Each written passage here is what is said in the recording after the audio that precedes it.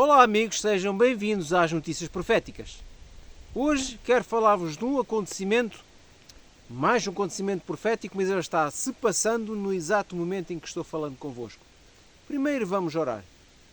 Nosso Pai que habita nos altos céus, te agradecemos, Pai, sempre te agradecemos por nos informares, por tu nos mostrares os acontecimentos que estão dando lugar ao cumprimento das profecias.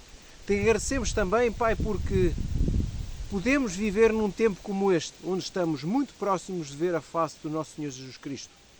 Ajuda-nos nesta hora a compreender e a percebermos verdadeiramente o tempo em que vivemos. É aquilo que te peço e agradeço. Em nome de Jesus. Amém. Amigos, neste preciso momento, dia 24 de facto, dia 26 de agosto, está decorrendo um grande encontro espiritual nos Estados Unidos da América, onde está juntando uma série de igrejas protestantes neste momento. Ele é um revivamento que está a ter lugar no Arkansas, o Arkansas Awakening. À semelhança deste, existem outros movimentos de revivamento na América, por exemplo, tais como o Azusa Street, tais como o Renewal, o Fidelity Mount, ou até mesmo os ministérios do Kenneth Copeland, muito conhecido também. Mas neste momento, este Arkansas Awakening está, digamos, liderando, está aqui a perpetrar este movimento que está reunindo uma série de igrejas protestantes. Este movimento está sendo presidido por o senador Jason Repart. E reparem, como eu vos disse, ele é senador, ele é um político que pertence ao Senado do estado do Arkansas. Então vemos aqui este político, digamos, influenciando assuntos religiosos. O que vemos aqui, mais uma peça que vai formar esta imagem da besta, esta união entre igreja e Estado, tal como nos diz lá no livro do Apocalipse. Este movimento também está sendo apoiado pela Associação Nacional de Legisladores Cristãos Americanos. Reparem, esta Associação Nacional de Legisladores, ela está responsável por organizar eventos como este, onde vemos, digamos, igrejas protestantes se unindo para um bem comum. Podemos ver também esta palavra, legisladores cristãos. No inglês esta palavra chama-se lawmaker, onde traduzido à letra significa fazedores de leis. Ora, se existem leis que já estão feitas, se Deus já fez uma lei, se Deus já fez de facto várias leis, que se traduzem, digamos, nos 10 mandamentos e noutras leis que temos espalhadas pela Bíblia, noutros conselhos que Ele nos tem dado ao longo da Bíblia. Porque é que existem então fazedores de leis cristãos, se as leis já estão feitas? Bom, parece também um facto curioso. Já vamos perceber até onde é que estes fazedores de leis, onde é que eles querem chegar. Então, digamos, este movimento que se está dando agora, este revivamento que está tomando lugar lá nos Estados Unidos neste momento, ele tem, digamos, um intuito, que é unir as principais religiões protestantes, as principais religiões americanas protestantes, estão unindo-os em torno de um propósito. Então, qual é esse propósito que eles estão tentando implementar na sociedade americana? É nada mais, nada menos do que a implementação ou tornar conhecido mais os 10 mandamentos. Como vocês, por exemplo, veem nesta notícia, onde diz que os 10 mandamentos necessários na América para um tempo como este. E nós vemos aqui que na realidade eles estão, digamos, está espalhado, como vocês veem aqui, digamos, neste outdoor, neste posto grande, veem na realidade lá escrito os 10 mandamentos, onde inclusivamente está escrito o dia de sábado também, o 4º mandamento. Ora, até aqui esta é uma iniciativa boa, é uma iniciativa louvável. Querer difundir os 10 mandamentos de Deus na sociedade corrompida norte-americana. Querer lembrar este concerto que Deus fez com os homens. Trazer novamente à luz, à memória, estas leis, que são na realidade um espelho do caráter divino. Mas onde é que está aqui então o problema? O problema está aqui, meus queridos, é que, por norma, as religiões protestantes, a maioria delas, não todas felizmente, mas por norma a maioria das religiões protestantes, elas assumiram para si o domingo como um dia de guarda. E quando elas chegam, por exemplo, ao quarto mandamento, elas dizem então que este quarto mandamento então foi abolido na cruz, que embora ele pertence à lei, embora esteja escrito, e se vocês compreendem inglês, vocês viram que naquele outdoor estava lá também o quarto mandamento, tal qual ele é. Lembra-te do dia de sábado para o guardares. Mas a questão é que as igrejas protestantes, a maioria delas, assumiram o domingo como seu dia de guarda, como eu vos estava a dizer. Então são estas mesmas igrejas que assumiram o domingo como dia de guarda que estão aqui promovendo os 10 mandamentos, tal qual eles são. Parece uma incongruência. Mas na realidade eles vêm dizer que este mandamento foi abolido na cruz. Que quando o Senhor Jesus morreu, este mandamento também morreu.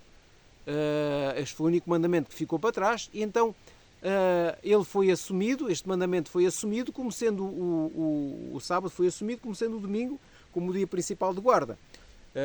Fazendo lembrar o dia da ressurreição, o dia em que Jesus então a partir dali começou um novo ministério. Vemos aqui este ponto enganoso. E eles baseiam-se nesta união de igrejas, eles baseiam-se aonde?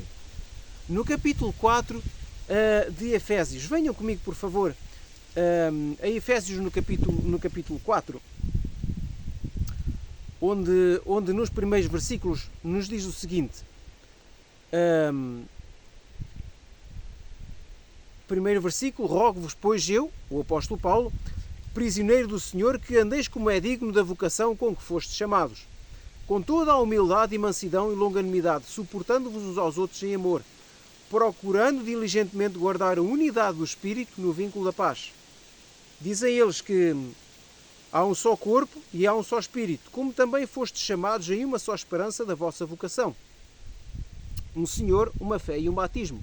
Um só Deus e Pai de todos, o qual é sobre todos, e vós, e por todos e em todos vós. Ora, na realidade, quando eles fazem estes revivamentos, estas uniões, estas espécies de ecumenismos, eles baseiam-se aqui nos primeiros versos do capítulo 4 de Efésios, onde todos estão unidos sob o vínculo da paz, onde há um só Deus, onde há um só Espírito. Bom, realmente, o apóstolo Paulo apela aqui à unidade da fé. Eles pegaram neste mote e uniram a sua fé, uniram os seus pontos em comuns. E estão se unificando, fazendo crer que estão cumprindo e difundindo a lei de Deus. Mas vamos um pouco mais abaixo ao verso 13 e analisemos um pouco mais esta questão a fundo. Reparem, no verso 13 do mesmo capítulo 4 de Efésios, diz assim: até que todos cheguemos à unidade da fé e do conhecimento do Filho de Deus, ao estado de homem perfeito, à medida da estatura da plenitude de Cristo. Continua no verso 14: para que não sejamos mais meninos, jogados de um lado para o outro, levados em redor por todo o vento de doutrina, pela artimanha dos homens e pela astúcia com que induzem ao erro. Acho que eles esqueceram de analisar os versos seguintes, o verso 13 e o 14 e em diante. Talvez se esqueceram, talvez a Bíblia deles tenha acabado ali no verso 4 ou no verso 5. Vemos que estas igrejas, elas vão mantendo as suas, digamos, as suas doutrinas, elas vão mantendo as suas características, embora elas se unam em pontos doutrinais comuns. Mas na realidade o que elas estão difundindo é um falso dia de guarda. E o apóstolo Paulo adverte-nos para não nos deixarmos enganar e para não sermos levados em roda por todo o vento de doutrina. Para nós não sermos como o vento, que uma vez vai para ali e outra vez vai para acolá. O apóstolo Paulo apela à nossa firmeza. Verso 15: antes, falando a verdade em amor, crescendo nele em todas as coisas, na cabeça que é Cristo. Então a nossa firmeza deve estar na pregação da verdade. E não em uniões, em pontos de doutrina comuns, porque essas coisas são artimanhas dos homens, como o apóstolo Paulo disse também.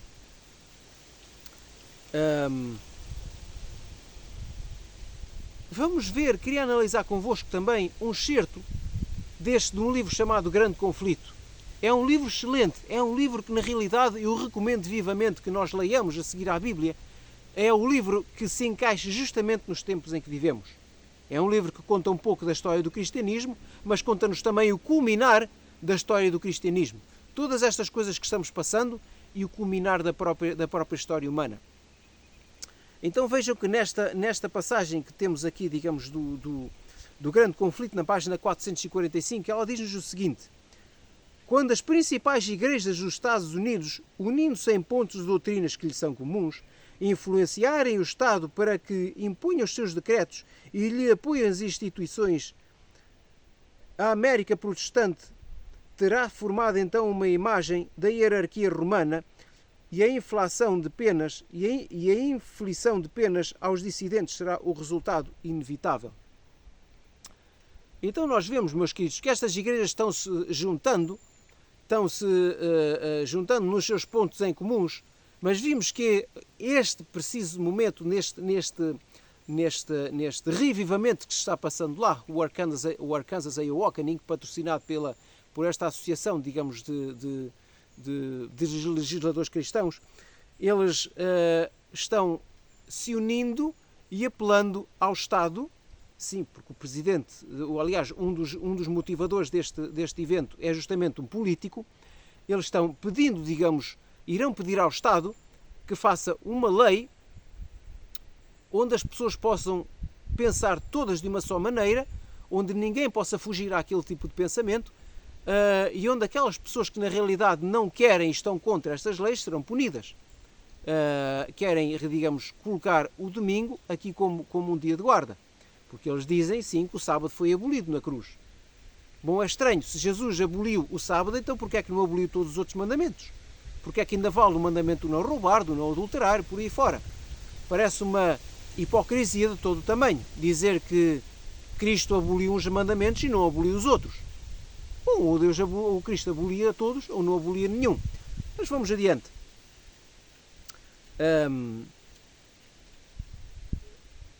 Vejam como é que eles, digamos, abordam este tema. Como é que eles justificam esta difusão dos 10 mandamentos? Eles dizem o seguinte: você sabe que é um momento mais sem lei na América. É como se as pessoas nunca tivessem ouvido falar dos 10 mandamentos. Chegámos ao apogeu neste país com as pessoas chamando o mal de bem e o bem de mal. Se alguma vez houvesse um tempo e um lugar para lembrá-los, os 10 mandamentos, lembrá-los do certo e o errado, esse tempo seria este. Bom, eles têm razão. De facto, eles estão corretos neste ponto. Nesta apostasia nacional em que mergulhou os Estados Unidos, nesta escuridão em que a sociedade americana está mergulhada, nesta cegueira onde as pessoas chamam ao mal de bem e ao bem de mal, nesta altura em que os homens têm pervertido a lei de Deus, têm pervertido até mesmo a sexualidade humana, têm pervertido, digamos, todos os valores que Deus instituiu, digamos, no seu livro, na Bíblia, a sociedade, não só a sociedade americana, mas todas as sociedades mundiais, mas falando no caso específico americano, eles têm, digamos, pisado e têm pervertido todos estes costumes que Deus tem querido que nós sigamos. E é justamente num tempo como este que nós devemos gritar bem alto a lei de Deus. Mas olhem bem, mais um excerto do Grande Conflito que vos quero trazer, olhem bem a intenção com que eles estão fazendo isto. Por isso é que eu vos recomendo vivamente que nós leiamos este livro do Grande Conflito. Ela diz assim, este excerto: esta mesma classe apresenta a alegação de que a corrupção que rapidamente se alastra é atribuível em grande parte à profanação do descanso dominical e em que a imposição da observância do domingo melhoraria grandemente a moral da sociedade. A intenção com que eles estão fazendo estes reavivamentos parece algo nobre e louvável à primeira vista. Mas o apóstolo Paulo diz-nos: não nos deixemos enganar por todo o vento de doutrina, porque são artimanhas de homens. E nós vemos aqui a verdadeira intenção com a qual eles estão fazendo, digamos, perpetrando estes movimentos, digamos, de revivamento, estes movimentos espirituais. é com o intuito de proclamar a lei de Deus, mas dizer, a lei de Deus está aqui e ela diz para guardarmos o domingo. Este falso sábado, onde o catolicismo diz chama mesmo, chama, digamos, ao domingo, ele chama-lhe de sábado. Vão a este ponto de chamar domingo de chamar ao domingo chamado sábado, este sábado espúrio, este sábado falso. É a mesma coisa que eles estão aqui fazendo. Viram, como vocês viram naquele cartaz, estava lá realmente o quarto mandamento. Mas eles alegam, e como normal da maioria das igrejas protestantes, alegam que o sábado foi deixado na cruz.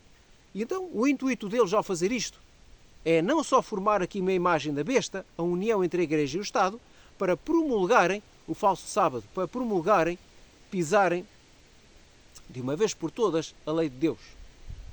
Meus queridos, não se deixem enganar.